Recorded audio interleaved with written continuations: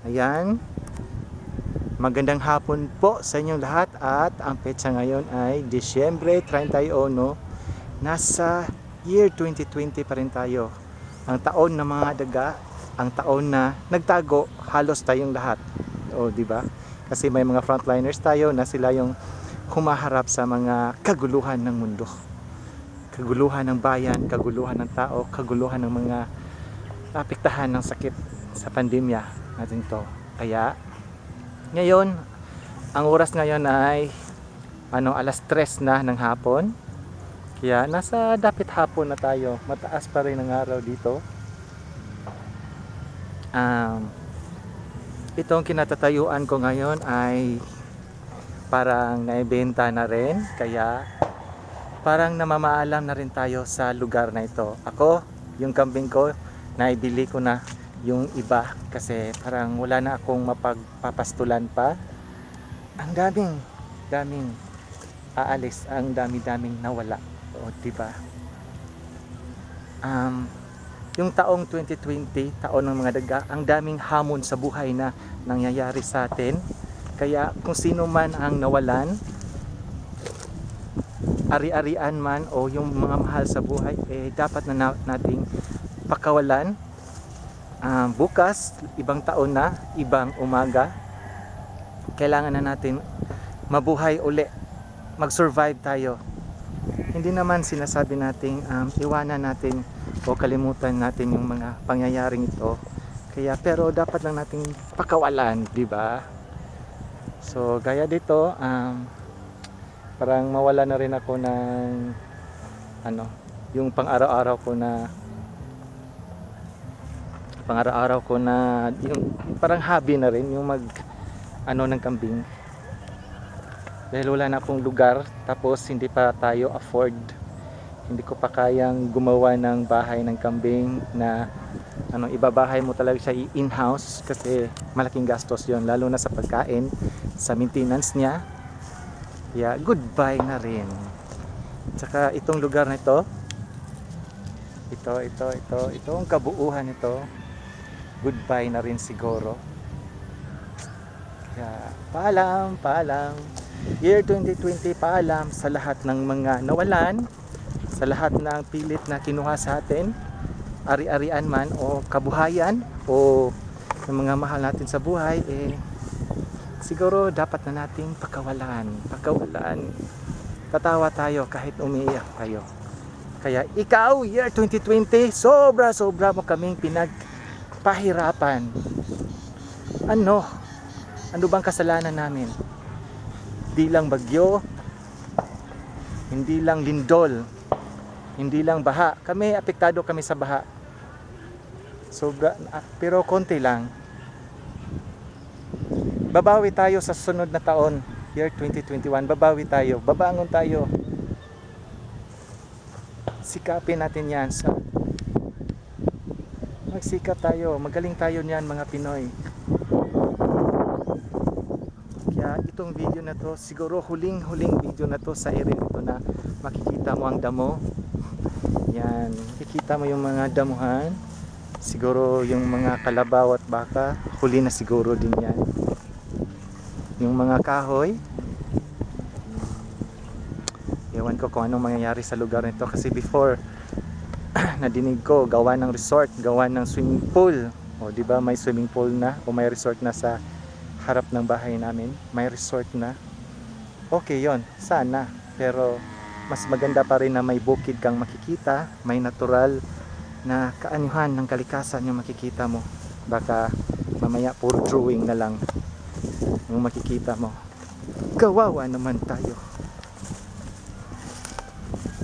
Sa taong ito, year 2020, kami, yung style namin nung kasagsagan ng COVID-19, yung ginawa namin since halos lahat ng tindahan dito sumara din, kami sari-sari store, meron kaming sari-sari store nandito sa napakasabihin na nating Yungib yung pinaka remote area ng aming munisipalidad. Kahit pinagbawal, pinursige pa rin namin dahil ng pagbibenta ng alak. We have to survive no matter what. So ginawa ko, may backpack kasi ako before. Pag mountaineer ay araw-araw ako namili sa aming public market. So araw-araw yun, o di ba, every other day ba yun? Kailangan nating mabuhay. Mga tao naman dito may na-trap na mga karpentero, yung mga construction workers na trap, hindi nakauwi. So sila wala ring mga ginagawa. So ano bang ginagawa? Parating umiinom ng mga alak. Tapos hindi pa yung taga Cebu, taga Luzon, northern part of Luzon, mga malakas uminom. So yon yung naging hanap buhay namin sa panahon ng COVID. Araw-araw ako o every other day yun, bumibili ako ng mga alak. Isang bag, yung pinakamalaking bag ng mountaineer, yung gamit ko noon. May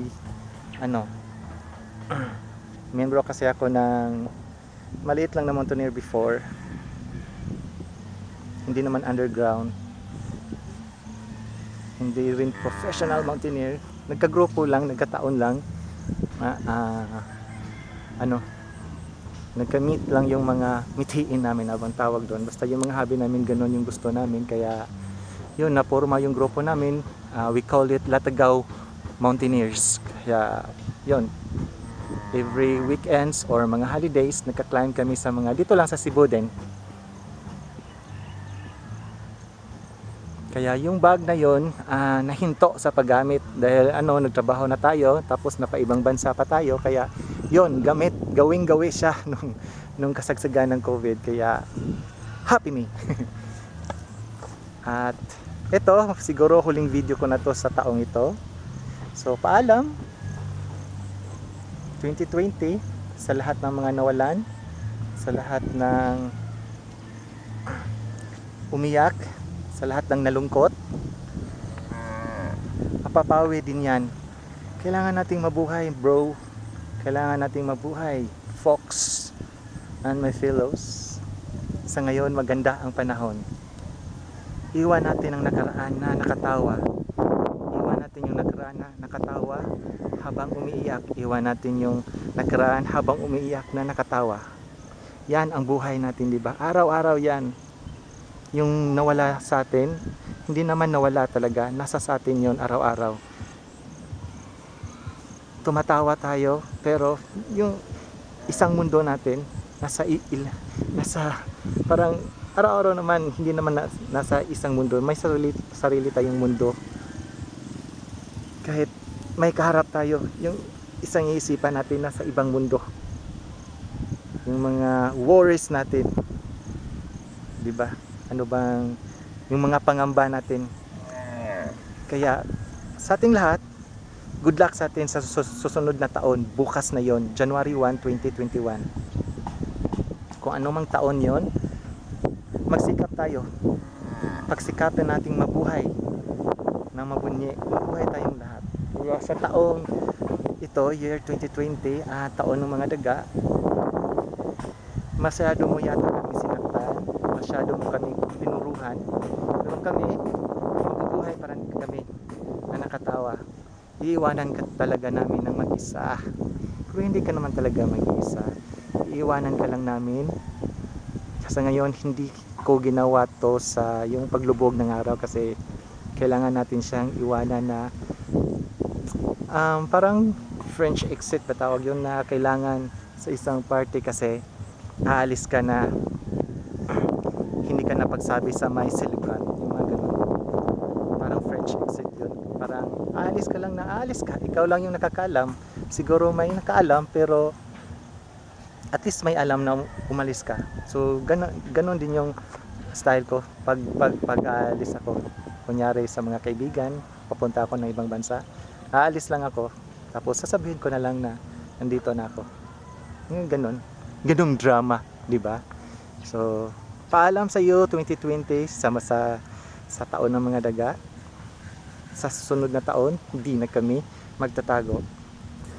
Sa susunod na taon, lalago kami, mas lalago pa. Yan. Kaya, goodbye. Sa may mga pahabol dyan, sa may mga hudyat, ilabas nyo. Kasi ito na yon.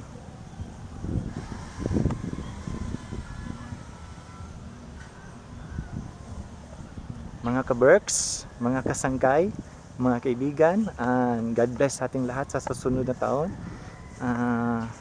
Yon, Happy New Year. Bulahang bagong tuig natong tanan. Magsaya tayo ngayong taon na to. Ngayong alas 12 ng gabi, mag Noche Buena tayo ng masaya.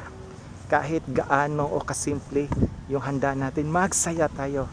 Kailangan natin ihudyat na handa tayo sa lahat ng pagkakataon. Handa tayo sa lahat ng mangyayari sa susunod na taon. Kaya itong taon na to, iiwan natin siya ng masaya, na walang galit sa mundo. Kailangan ganun yon. Maligayang bagong taon sa ating lahat. God bless everyone. God bless. Happy New Year. O paano pa ba i-greet ng Happy New Year yung ibang bansa? So sa Bisaya kasi, bulahang bagong tuig. Sa Tagalog, maligong bagong taon. Sa bagong taon naman, folks, maligo tayong lahat, ha, para hindi tayo mabaho, para mabango tayo sa pag-meet natin sa bagong taon. Kaya yan yung araw, hindi siya kinaya ng lente ng kamera ko. So bulahang bagong tuig natong tanan. Merry Christmas sa ating lahat. Maligayang bagong taon sa ating lahat. Paalam po. Paalam year 2020. Aalis ka na, masaya kami. God bless po sa aming lahat. Salamat sa iyo. Salamat.